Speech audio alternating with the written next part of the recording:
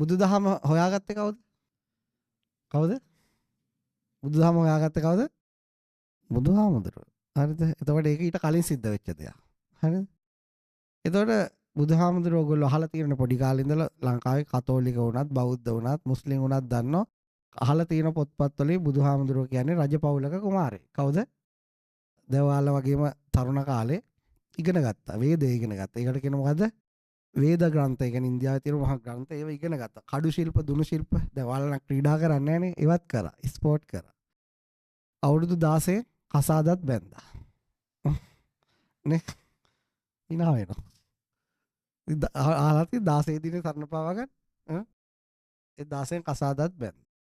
දරුවෝ හදනකොට නම් අවුරුදු 29ක් විතර ඉහිලා තියෙනවා. 29 දිනේ රාවුල ගෙදර යන්නේ. ඒ උට ඌව මතක් වෙනවා ඇති ඒ කියනකොට. ඒක හරි. තමන්ව තමයි මතක් වෙනවා. හරි එහෙම. දැන් අවුරුදු 29 ගෙදර යන්න හේතුව මොකක්ද ඔයගොල්ලෝ අහලා තියෙන්නේ?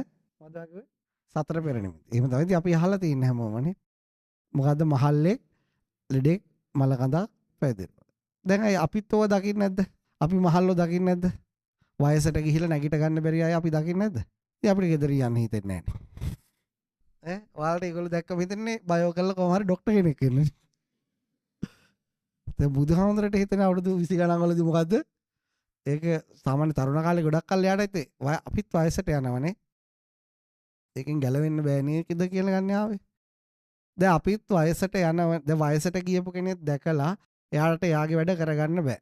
එයාට මේ වතුරක මට දැන් අද ගන්න පුළුවන්. මම ගොඩක් අවුරුදු 85ක 100ක විතර කෙනෙක් නම් මට මේ හිතන වේල ගිය වතුර ගන්න පුළුවන්ද? ඇඟෙත් හිරවගෙන තමයි බොන්න වෙන්නේ. දැකලා තියෙනවනේ.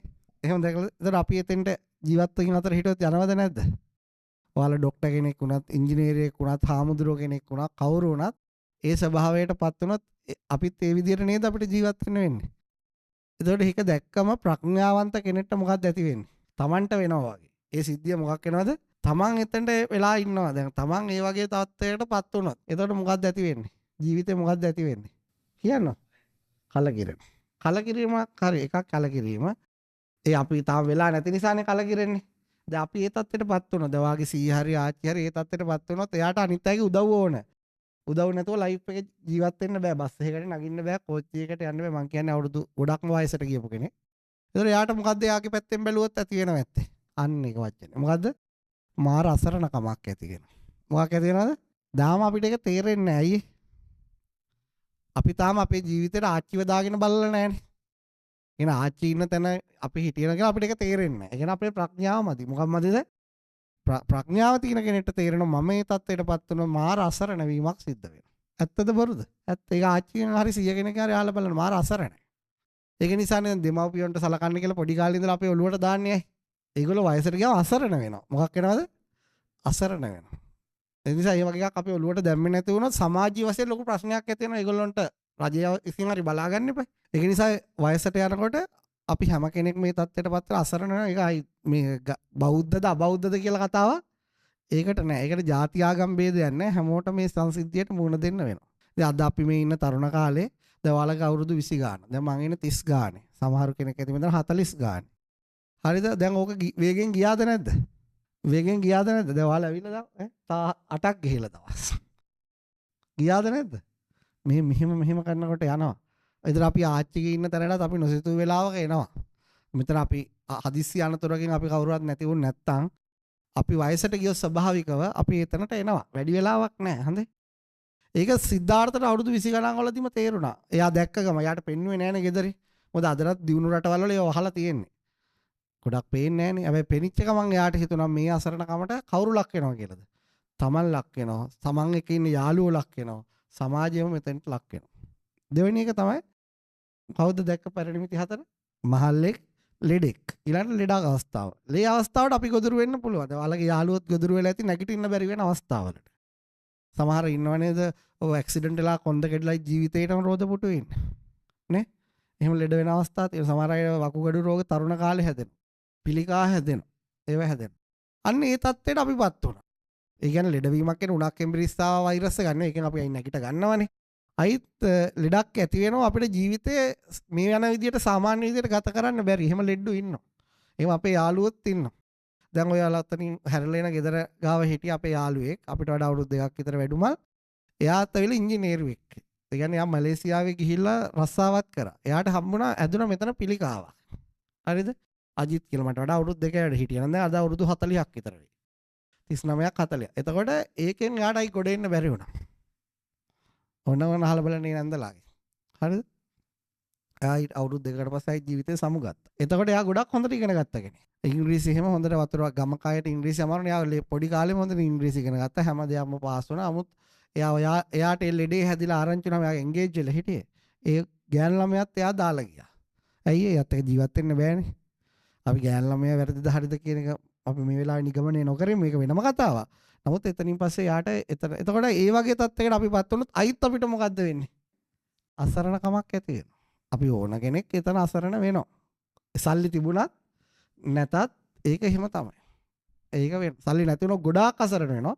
යම් මුදලක් තිබුණත් එයා ලෙඩෙක් වුණාම එයාට ඕන දේ කරගන්න බෑ.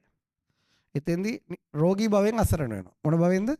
රෝගී භව. සල්ලි නැති වුණොත් තව ගොඩක් අසරණ වෙනවා. හරි දෙකක් වෙනවා. ඒක අපි ඉතින් රෝගී භව කියන එක තමයි මෙතන වැදගත්. සිද්ධාර්ථට හිතුණා මම රජකම් කරත් මේ අසරණ කමෙන් මං ගැලවිලා නැහැ. මං ඒකෙන් ගැලවිලා නැහැ. ලෙඩෙක් රජෙක් වුණා ලෙඩෙක් වුණොත් කියන්නේ ඒකයි. ඊළඟ කාරණේ තමයි එතකොට යාට එතනත් අසරණ කමක් තියෙනවා. දැන් හැමදේම තියෙනවා. කුමාරිකාව වෙනවා, රජමාලිගාව තියෙනවා, දරුවෙකුත් ඉපදිලා ඉන්නවා. ඒත් ඒ අසරණ කමෙන් ගැලවෙන්න විදියක් නැහැ. ඒක ප්‍රඥාවන්ත මිනිස්සෙක් ලෝකයේ දිහා දකින්න විදිය. දැන් මේ මං කිව්ව මිහිඳු හාමුදුරුවෝ එනවා ඒ පණිවිඩේ. ඊට පස්සේ එක තමයි අසරණකම තමයි මොකද්ද? මලමිනියක්. අන්න ඒකත් අසරණකමන්නේ. ඒ කියන්නේ අපි මොන තත්ත්වෙන් ජීවත් වුණත් මොකක් වුණත් උගතෙක් වුණත් බුද්ධිමතෙක් වුණත් ඥානවන්තෙක් වුණත් ධනවතෙක් වුණත් දුප්පතෙක් වුණත් මොන යම් දේවල් පාවිච්චි කරා හෝ නොකලත් මොකක් වෙනවද? තාමත් මේ පෘථිවිය හොයාගෙන නැහැ. මොකද බයොලොජිකල් ඩෙත් එකෙන් ගැලවෙන්න විදියක්. يعني මරණයෙන් ගැලවෙන්න විදියක් නැහැ. දැන් ලෝකේ මහා ධනවතෙක් වුණත් මීට තියෙන කලින් හිටපු ධනවත් උන්ට මොකද වුනේ? මැරලා ගියා. රජවරු මොකද රජකම් කරපු අය? මැරිලා ගියා. මහා සම්පත් විච්චයි නැති වෙලා ගියා. මහා ඇලෙක්සැන්ඩර් වගේ ලෝකේ යටකත් කරගෙන හිටපු අය තරුණ කාලෙම ජීවිතේ මිය දෙන්න වුණා. නේ? ලෝකේ හිටපු මහා බුද්ධිමතුන් දැන් ඕගොල්ලෝ ඉගෙන ගන්න ඒවා ওই ගොඩක් න්‍යාය දේවල් වලට ඒගොල්ලෝට කියන මහා විද්‍යාඥයෝ. ඒගොල්ලන්ට පුළුවන් වුණාද ගැලවෙන්න? ඈ? දැන් අයින්ස්ටයින් ගේ ඉගෙන ගන්නවා, නිව්ටන් ගේ ඉගෙන ගන්නවා, නේ? මයිකල් ෆැරඩේ ගේ ඉගෙන ගන්නවා. ඒගොල්ලෝ මහා විද්‍යාඥයෝ වශයෙන් සලකන්නේ. මේ ප්ලැනට් එකේ අලුත් දේවල් සොයාගත්ත අය. ඒ කියන්නේ අනිත් මිනිසුන්ට කරන්න බැරි දේවල් කරපු අය. නමුත් ඒගොල්ලොන්ටත් මේ මරණය කියන එකෙන් ගැලවෙන්න පුළුවන් වුණාද? පුළුවන් වුණාද? බෑ. එතකොට අපි හැම කෙනෙක්ම අයිත් අසරණ වෙනවා එතෙන්දී. කොතෙන්දද? මරණය ඉස්සර. දැන් ඕගොල්ලෝ කවුරු හරියට කාට හරි වෛද්‍යවරයෙක් කිව්වොත් ඔයාට දරුවෝ මාස 4යි තව ජීවත් වෙන්න පුළුවන්. අපි කියමු දින 142යි තව ජීවත් වෙන්න පුළුවන් කියලා. ඔයා ඊට පස්සේ A level කරයිද? කරයිද? එහෙමත් මොඩේන් නම් කරයිද? හරිද? ඊට පස්සේ මොකද්ද වෙන්නේ? ඊට පස්සේ ඔයා බලන්නේ ජීවිතේ 142 පේස් කරන්න විදියක් නේද? ඒතර අන්න සිද්ධාර්ථට ඒ තුනම අසරණකම තිබුණ රජකමේ හිටියා. ඊළඟට පැවිදිරුවක් ගත්තේ. එයා පැවිද්ද කියලා ගත්තේ මොකද්ද එතන? එයා පැවිද්දද එයා සත්‍ය ගවේෂකයෝ. මොකද්ද? පැවිද්ද කියන්නේ සත්‍ය ගවේෂකයෝ.